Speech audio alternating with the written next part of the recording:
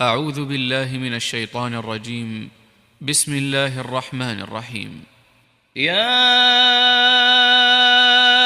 أيها الناس اتقوا ربكم الذي خلقكم من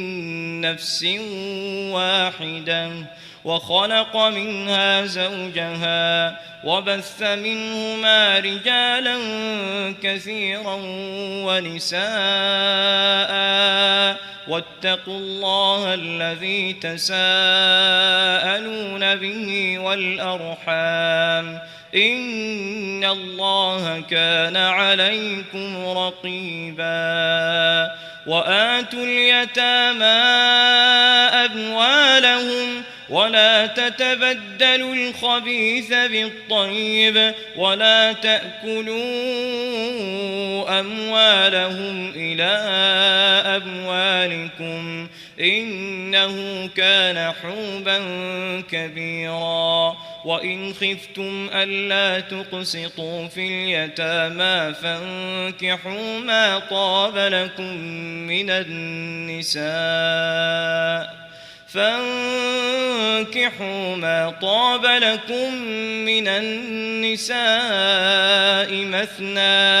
مثنى وثلاث ورباع فإن خفتم ألا تعدلوا فواحدة أو ما ملكت أيمانكم ذلك أدنى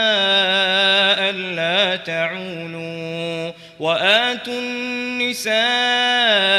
صدقاتهن نحلة فإن طبن لكم عن شيء منه نفسا فكلوه هنيئا مريئا ولا تؤتوا السفهاء أموالكم التي جعل الله لكم قياما وارزقوهم فيها واكسوهم وقولوا لهم قولا معروفا وابتلوا اليتامى حتى إذا بلغوا النكاح فإن آنستم منهم رشدا فادفعوا إليهم أموالهم ولا تأكلوها إسرافا وبدارا أن يكبروا ومن كان غنيا فليستعفف ومن كان فقيرا فليأكل بالمعروف فإذا دفعتم إليهم أموالهم فأشهدوا عليهم وكفى بالله حسيبا للرجال نصيب مما ترك الوالدان والأقربون وللنساء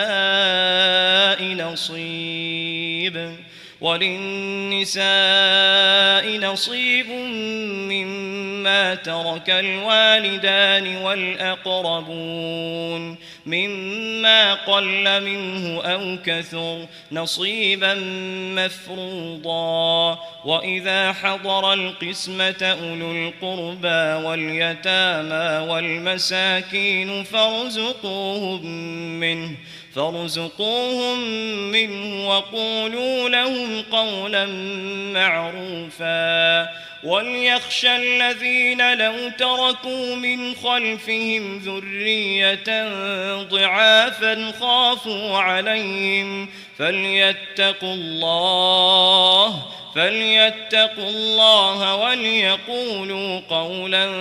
سديدا إن الذين يأكلون أموال اليتامى ظلما إنما يأكلون في بطونهم نارا وسيصلون سعيرا يوصيكم الله في أولادكم للذكر مثل حظ الأنثيين فإن كن نساء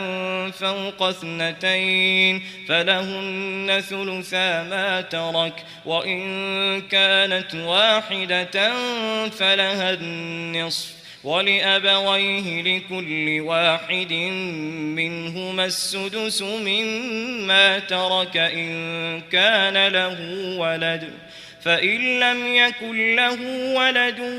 وورثه أبواه فلأمه الثلث فإن كان له إخوة فلأمه السدس من بعد وصية يوصي بها أو دين آباؤكم وأبناؤكم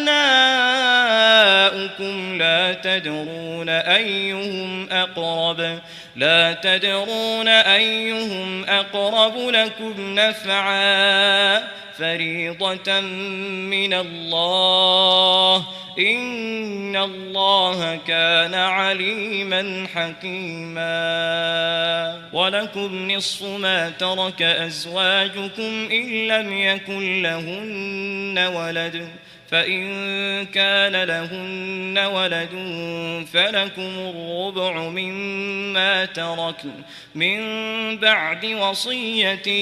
يوصين بها أو دين ولهن الربع مما تركتم إن لم يكن لكم ولد فإن كان لكم ولد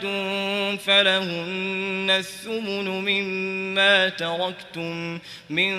بعد وصية توصون بها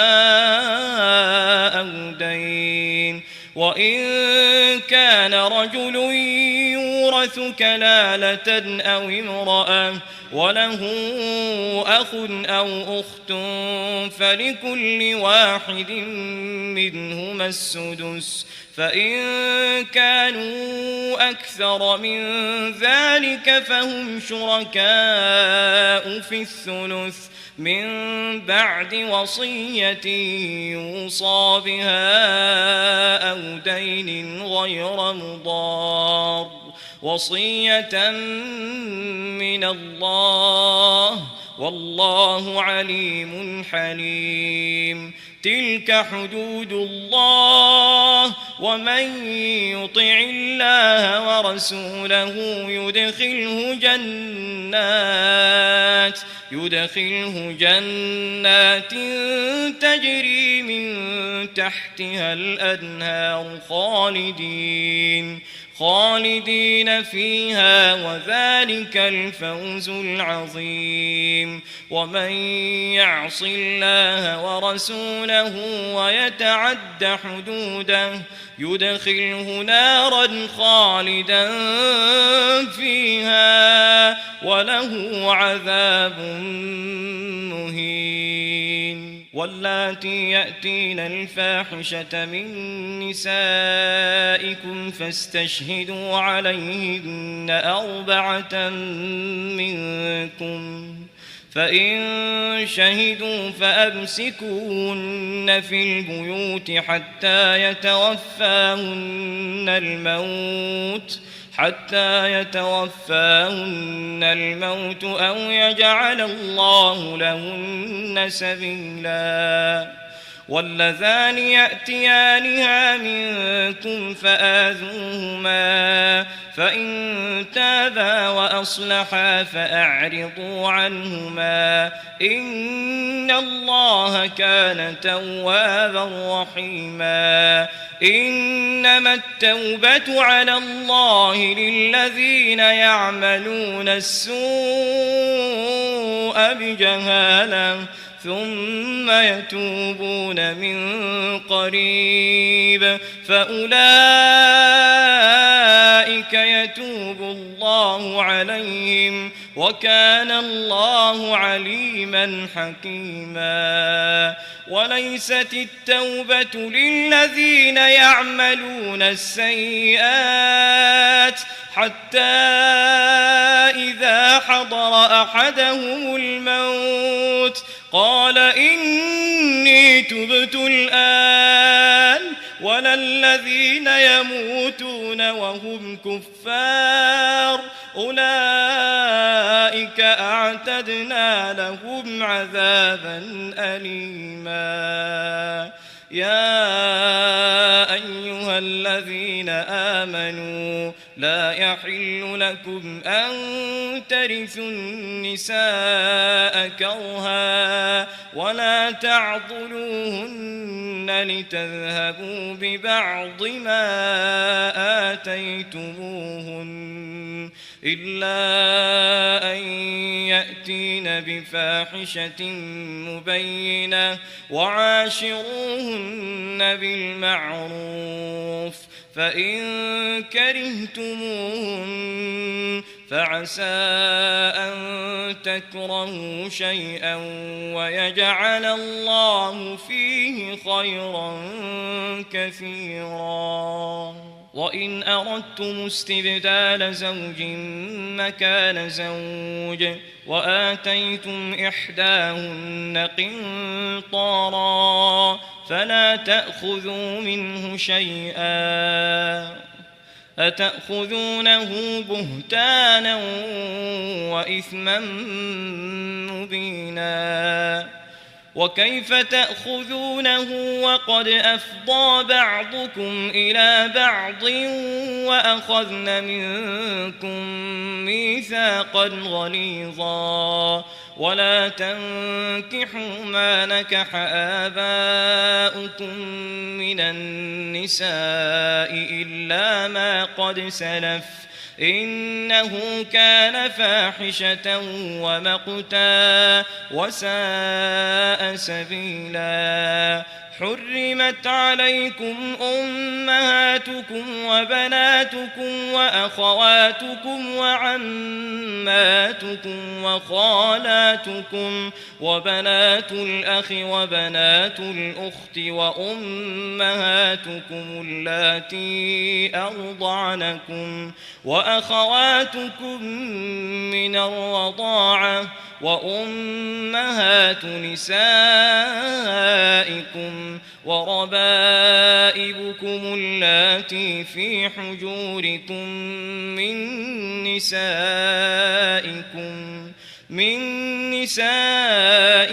اللاتي دخلتم بهن فإن لم تكونوا دخلتم بهن فلا جناح عليكم وحلائل أبنائكم الذين من أصلابكم وأن تجمعوا بين الأختين إلا ما قد سلف إن الله كان غفورا رحيما والمحصنات من النساء إلا ما ملكت أيمانكم كتاب الله عليكم وأحل لكم ما وراء ذلكم أن تبتغوا بأموالكم محصنين غير مسافحين فما استمتعتم به منهن فآتوهن أجورهن فريضة ولا جناح عليكم فيما تراضيتم به من بعد الفريضة إن الله كان عليما حكيما ومن لم يستطع منكم طولا أن ينكح المحصنات المؤمنات فمما ملكت أيمانكم من فتياتكم المؤمنات والله أعلم بإيمانكم بعضكم من بعض فانكحوهن بإذن أهلهن وآتوهن أجورهن بالمعروف محصنات غير مسافحات ولا متخذات أخدان فإذا يحصن فإن أتين بفاحشة فعليهن نصف ما على المحصنات من العذاب ذلك لمن خشي العنة منكم وأن تصبروا خير لكم والله غفور رحيم يريد الله ليبين لكم ويهديكم سنن الذين من قبلكم ويتوب عليكم والله عليم حكيم والله يريد أن يتوب عليكم ويريد الذين يتبعون الشهوات أن تميلوا ميلا عظيما يريد الله أن يخفف عنكم وخلق الإنسان ضعيفا يا أيها الذين آمنوا لا تأكلوا أموالكم بينكم بالباطل إلا أن تكون تجارة عن تراض منكم ولا تقتلوا أنفسكم إن الله كان بكم رحيما ومن يفعل ذلك عدوانا وظلما فسوف نصليه نارا وكان ذلك على الله يسيرا إن تجتنبوا كبائر ما تنهون عنه نكفر عنكم سيئاتكم وندخلكم مدخلا كريما ولا تتمنوا ما فضل الله به بعضكم على بعض للرجال نصيب مما اكتسبوا وللنساء نصيب مما اكتسبن واسألوا الله من فضله إن الله كان بكل شيء عليما ولكل جعلنا موالي مما ترك الوالدان والأقربون والذين عقدت أيمانكم فآتوهم نصيبهم إن الله كان على كل شيء شهيدا الرجال قوامون على النساء بما فضل الله بعضهم على بعض وبما أنفقوا من أموالهم فالصالحات قانتات حافظات للغيب بما حفظ الله واللاتي تخافون نشوزهن فعظوهن واهجروهن في المضاجع واضربوهن فإن أطعنكم فلا تبغوا عليهن سبيلا إن الله كان عليا كبيرا وإن خفتم شقاق بينهما فابعثوا حكما من أهله وحكما من أهلها إن يريدا إصلاحا يوفق الله بينهما إن الله كان عليما خبيرا واعبدوا الله ولا تشركوا به شيئا وبالوالدين إحسانا وبذي القربى واليتامى والمساكين والجار ذي القربى والجار الجنب والصاحب بالجنب وابن السبيل السبيل وما ملكت أيمانكم إن الله لا يحب من كان مختالا فخورا الذين يبخلون ويأمرون الناس بالبخل ويكتمون ما آتاهم الله من فضله وأعتدنا للكافرين عذابا مهينا والذين ينفقون أموالهم رئاء الناس ولا يؤمنون بالله ولا باليوم الآخر ومن يكن الشيطان له قرينا فساء قرينا وماذا عليهم لو آمنوا بالله واليوم الآخر وأنفقوا مما رزقهم الله وكان الله بهم عليما إن الله لا يظلم مثقال ذرة وإن تك حسنة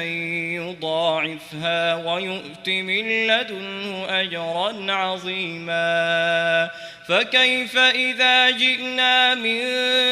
كل أمة بشهيد وجئنا بك على هؤلاء شهيدا يومئذ يود الذين كفروا وعصوا الرسول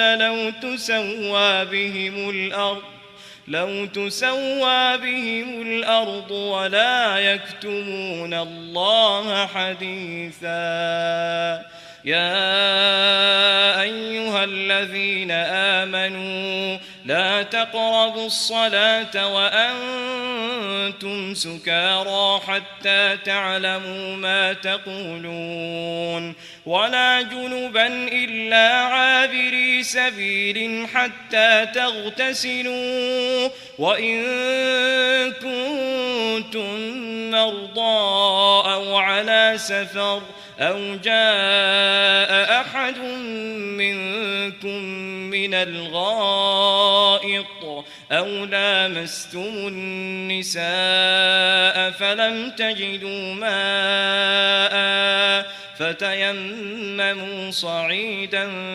طيبا فامسحوا بوجوهكم وأيديكم إن الله كان عفوا غفورا ألم تر إلى الذين أوتوا نصيبا من الكتاب يشترون الضلالة ويريدون أن تضلوا السبيل والله أعلم بأعدائكم وكفى بالله وليا وكفى بالله نصيرا من الذين هادوا يحرفون الكلم عن مواضعه ويقولون سمعنا وعصينا واسمع غير مسمع وراعنا ليا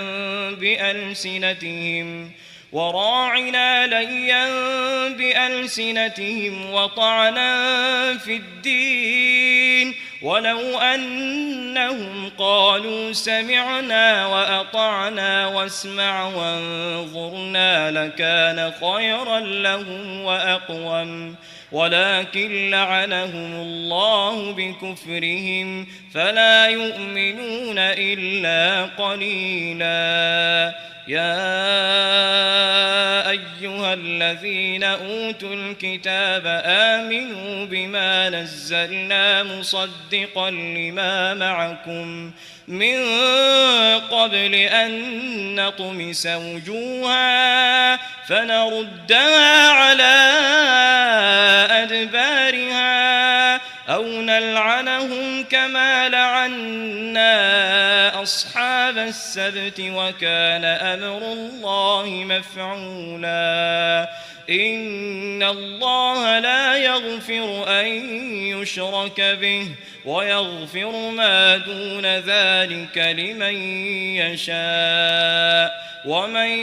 يشرك بالله فقد افترى إثما عظيما ألم تر إلى الذين يزكون أنفسهم بل الله يزكي من يشاء ولا يظلمون فتيلا انظر كيف يفترون على الله الكذب وكفى به إثما مبينا ألم تر إلى الذين أوتوا نصيبا من الكتاب يؤمنون بالجبت والطاغوت ويقولون للذين كفروا هؤلاء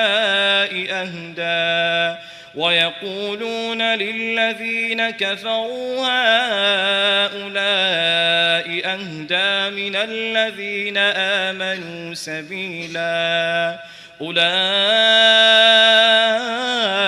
الذين لعنهم الله ومن يلعن الله فلن تجد له نصيرا أم لهم نصيب من الملك فإذا لا يؤتون الناس نقيرا أم يحسدون الناس على ما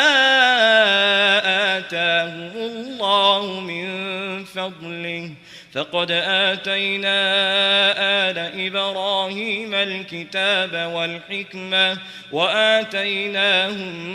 ملكا عظيما فمنهم من آمن به ومنهم من صد عنه وكفى بجهنم سعيرا إن الذين كفروا بآياتنا سوف نصليهم نارا كلما نضجت جلودهم بدلناهم جلودا غيرها ليذوقوا العذاب إن الله كان عزيزا حكيما والذين آمنوا وعملوا الصالحات سندخلهم جنات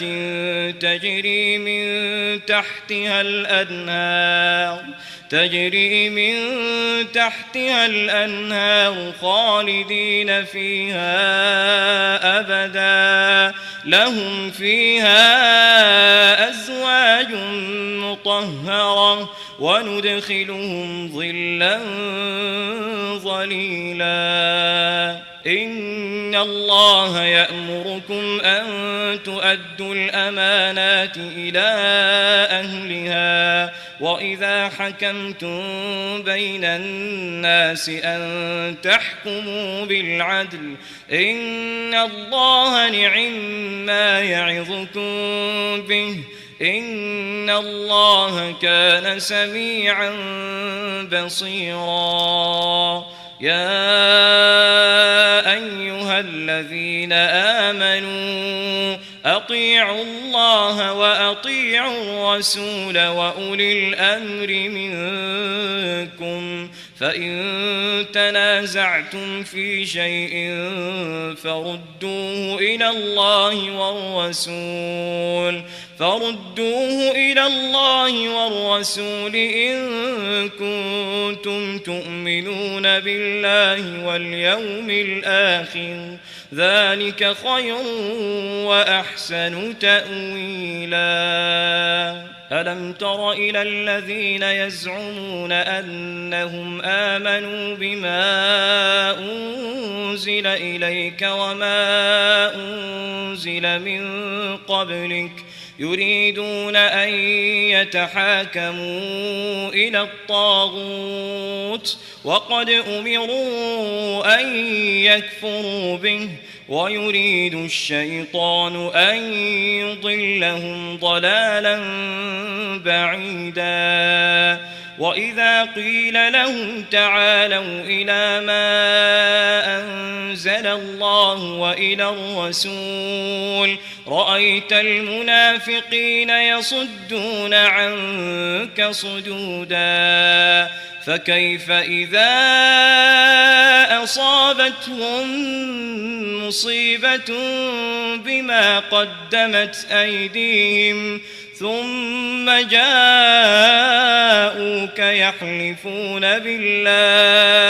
يحلفون بالله إن أردنا إلا إحسانا وتوفيقا أولئك الذين يعلم الله ما في قلوبهم فأعرض عنهم وعظهم وقل لهم في أنفسهم قولا بليغا وما أرسلنا من رسول إلا ليطاع بإذن الله ولو أنهم إذ ظلموا أنفسهم جاءوك فاستغفروا الله واستغفر لهم الرسول لوجدوا الله توابا رحيما فلا وربك لا يؤمنون حتى يحكموك فيما شجر بينهم ثم لا يجدوا في أنفسهم حرجا مما قضيت ويسلموا تسليما ولو أنا كتبنا عليهم أن اقتلوا أنفسكم أو اخرجوا من دياركم ما فعلوه إلا قليل منهم ولو أنهم فعلوا ما يوعظون به لكان خيرا لهم وأشد تثبيتا وإذا لآتيناهم من لدنا أجرا عظيما ولهديناهم صراطا مستقيما ومن يطع الله والرسول فأولئك مع الذين أنعم الله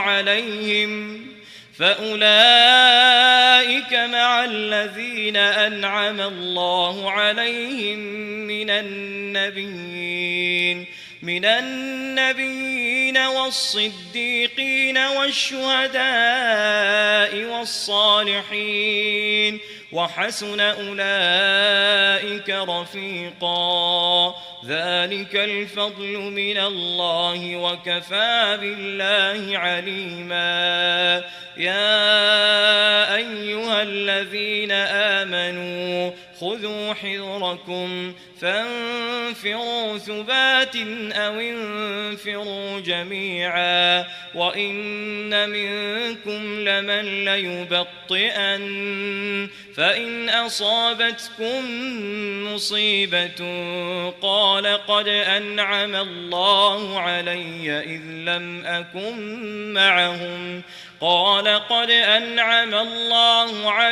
إذ لم أكن معهم شهيدا ولئن أصابكم فضل من الله ليقولن كأن لم تكن بينكم وبينه مودة يا ليتني كنت معهم فأفوز فوزا عظيما فليقاتل في سبيل الله الذين يشرون الحياة الدنيا بالآخرة ومن يقاتل في سبيل الله فيقتل أو يغلب فسوف نؤتيه أجرا عظيما وما لكم لا تقاتلون في سبيل الله والمستضعفين من الرجال والنساء والولدان الذين يقولون ربنا أخرجنا من هذه القرية الظالم أهلها واجعل لنا من لدنك وليا واجعل لنا من لدنك نصيرا الذين آمنوا يقاتلون في سبيل الله والذين كفروا يقاتلون في سبيل الطاغوت فقاتلوا أولياء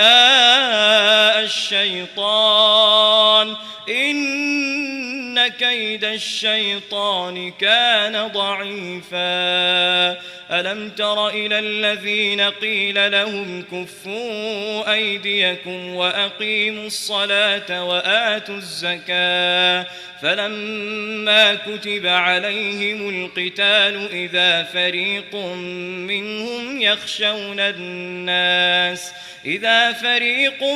منهم يخشون الناس كخشية الله أو أشد خشية وقالوا ربنا لم كتبت علينا القتال لولا أخرتنا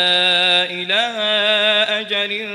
قريب قل متاع الدنيا قليل والآخرة خير لمن اتقى ولا تظلمون فتيلا أينما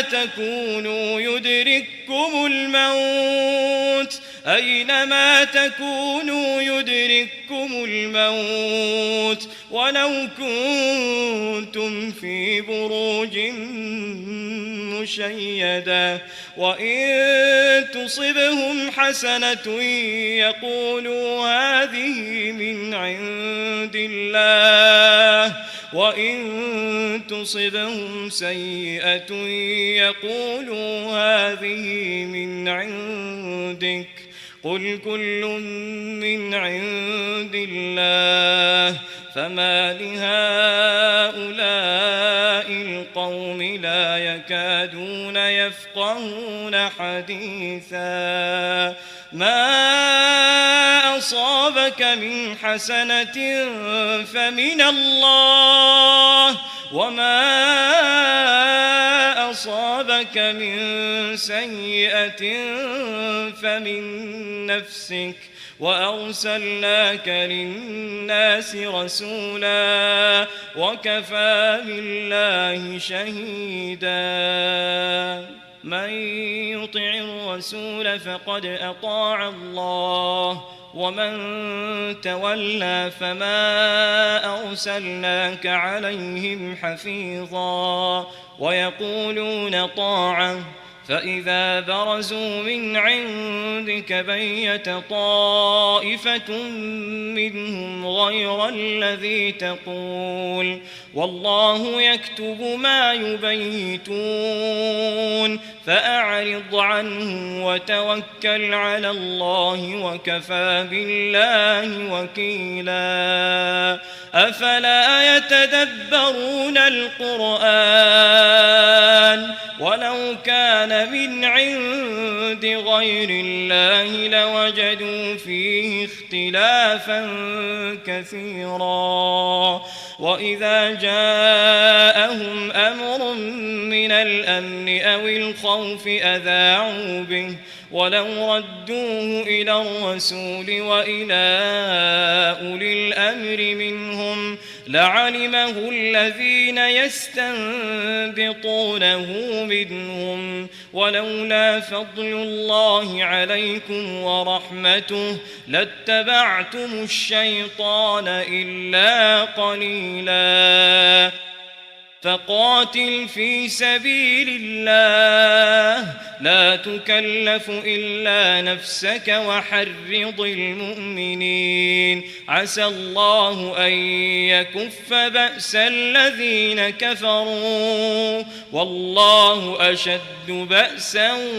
وأشد تنكيلا من يشفع شفاعة حسنة يكن له نصيب منها ومن يشفع شفاعة سيئة يكن له كفل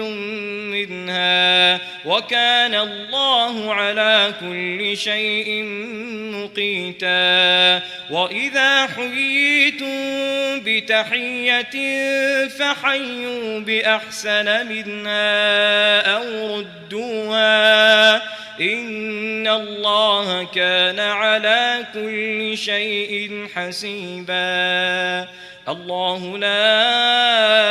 إله إلا هو ليجمعنكم إلى يوم القيامة لا ريب فيه ومن أصدق من الله حديثا فما لكم في المنافقين فئتين والله أركسهم بما كسبوا أتريدون أن تهدوا من أضل الله ومن يضلل الله فلن تجد له سبيلا ودوا لو تكفرون كما كفروا فتكونون سواء فلا تتخذوا منهم أولياء حتى يهاجروا في سبيل الله فإن تولوا فخذوهم واقتلوهم حيث وجدتموهم ولا تتخذوا منهم وليا ولا نصيرا إلا الذين يصلون إلى قوم بينكم وبينهم ميثاق أو جاءوكم حصرت صدورهم أن يقاتلوكم أو يقاتلوا قومهم ولو شاء الله لسلطهم عليكم فلقاتلوكم فإن اعتزلوكم فلم يقاتلوكم وألقوا إليكم السلم فما جعل الله لكم عليهم سبيلا ستجدون آخرين يريدون أن يأمنوكم ويأمنوا قومهم كلما ردوا إلى الفتنة أركسوا فيها فإن لم يعتزلوكم ويلقوا إليكم السلم ويكفوا أيديهم فخذوهم واقتلوهم حيث ثقفتموهم وأولئكم جعلنا لكم عليهم سلطانا مبينا وما كان لمؤمن أن يقتل مؤمنا إلا خطأ ومن قتل مؤمنا خطأ فتحرير رقبة مؤمنة ودية مسلمة إلى أهله إلا أن يصدقوا فإن كان من قوم عدو لكم وهو مؤمن فتحرير رقبة مؤمنة وإن كان من قوم بينكم وبينهم ميثاق فدية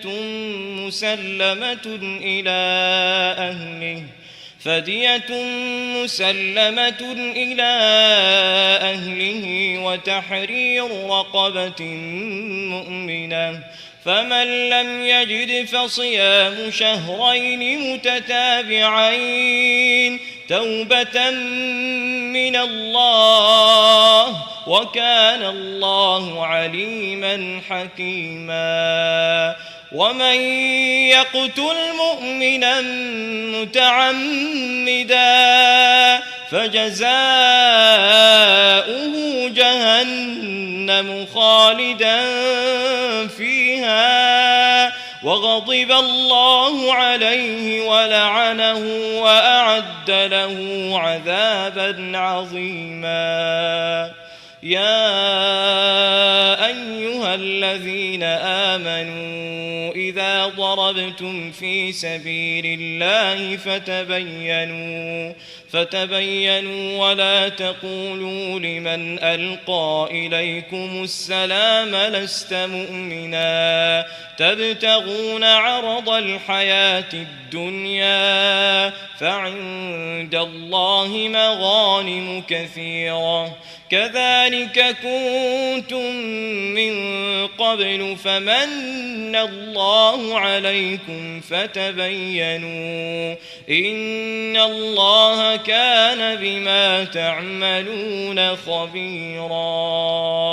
لا يستوي القاعدون من المؤمنين غير أولي الضرر والمجاهدون في سبيل الله بأموالهم وأنفسهم فضل الله المجاهدين بأموالهم وأنفسهم على القاعدين درجة وكلا وعد الله الحسنى وفضل الله المجاهدين على القاعدين أجرا عظيما درجات منه ومغفرة ورحمة وكان الله غفورا رحيما. إن الذين توفاهم الملائكة ظالمي أنفسهم قالوا فيم كنتم قالوا كنا مستضعفين في الأرض قالوا ألم تكن أرض الله واسعة فتهاجروا فيها فأولئك مأواهم جهنم وساءت مصيرا. إلا المستضعفين من الرجال والنساء والولدان لا يستطيعون حيلة ولا يهتدون سبيلا فأولئك عسى الله أن يعفو عنهم وكان الله عفوا غفورا. ومن يهاجر في سبيل الله يجد في الأرض مراغما كثيرا وسعة ومن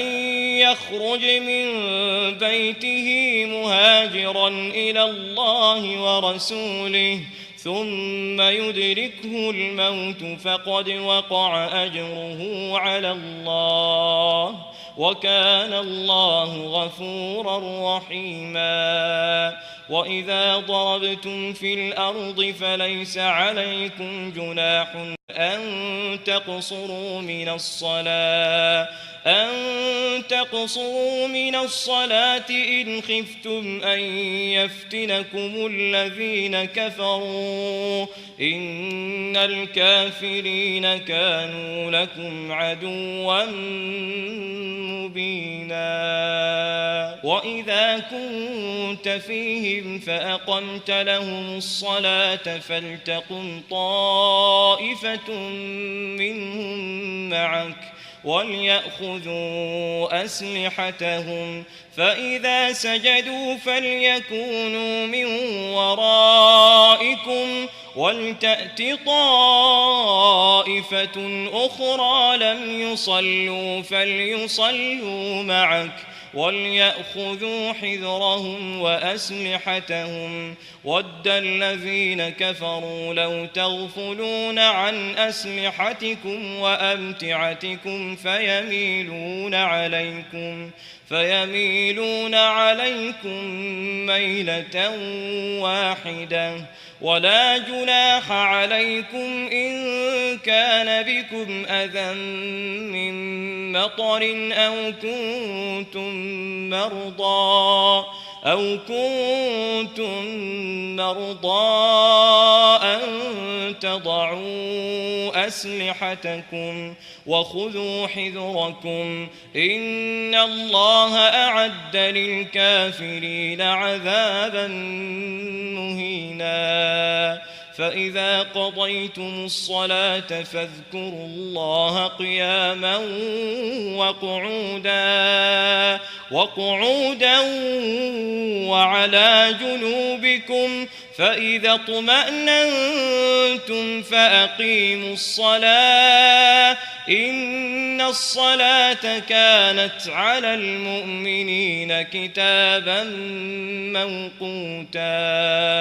ولا تهنوا في ابتغاء القوم إن تكونوا تألمون فإنهم يألمون كما تألمون وترجون من الله ما لا يرجون وكان الله عليما حكيما إنا أنزلنا إليك الكتاب بالحق لتحكم بين الناس بما أراك الله ولا تكن للخائنين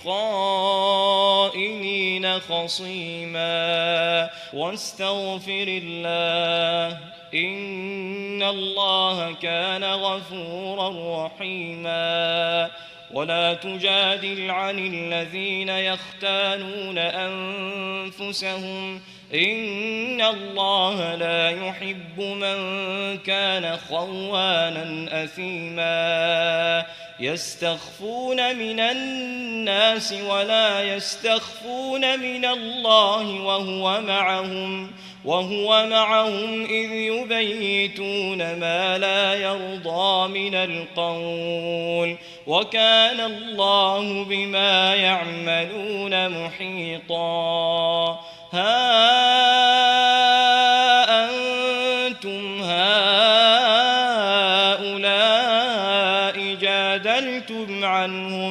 جادلتم عنهم في الحياة الدنيا فمن يجادل الله عنهم يوم القيامة أم من يكون عليهم وكيلا ومن يعمل سوءا أو يظلم نفسه ثم يستغفر الله يجد الله غفورا رحيما ومن يكسب إثما فإنما يكسبه على نفسه وكان الله عليما حكيما ومن يكسب خطيئة أو إثما ثم يرم به بريئا فقد احتمل بهتانا وإثما مبينا ولولا فضل الله عليك ورحمته لهمت طائفة منهم أن يضلوك وما يضلون إلا أنفسهم